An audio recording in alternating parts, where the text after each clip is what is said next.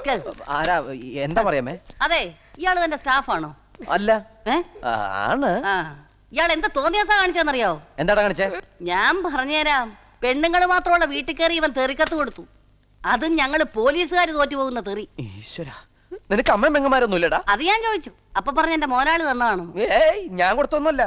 ഇവൻ സമനില തെറ്റി ചെയ്യുന്ന ഈ ഇടയായിട്ട് ഇതിവന്റെ സ്ഥിരം പരിപാടിയാ. നല്ല തറവാട്ടിക്കൊണ്ടേ തെറിക്കത്ത് കൊടുക്കും. അതിവനെ കണ്ടപ്പോഴേ എനിക്ക് തോന്നി. അല്ല പവൻ, അന്ന് കുക്കു അയൽക്കാരനുമായിരുന്നു കുഴപ്പക്കാർ. ഇപ്പതേ ഇവൻ. ഒരു സംശയം ചോദിച്ചോട്ടെ, തന്റെ കൂടുള്ളവരെല്ലാം ഇങ്ങനെ ഞരമ്പ് രോഗികളാണോ? അല്ലാതിപ്പോ മറിയാമ്മ ഇത്തവണ ഇവനോടും കൂടി ഒന്ന് ക്ഷമിച്ചേക്ക്. ഇനി ഇവിടുന്ന് ആരും ഒരു കുഴപ്പമുണ്ടാക്കാതെ ഞാൻ നോക്കിക്കോളാം. ഇനി പഴയ കോളേജ് മേറ്റ് പറഞ്ഞിട്ട് വിട്ടില്ലെന്ന് വേണ്ട. പക്ഷെ ഇവനോട് എനിക്ക് 2 വാക്ക് പറഞ്ഞാലേ സമാധാനം കിട്ടും.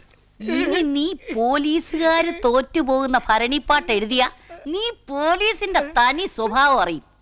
പിന്നെ നിന്നെ ഞങ്ങള് വല്ല ഭരണിക്കകത്തും കഷ്ണം കഷ്ണമാക്കി നുറുക്കിയിട്ട് അടിയിൽ കൂടെ തീ വയ്ക്കും. കേട്ടടാ ഞരമ്പ് രോഗി. പവൻ, കമോൺ. ആ.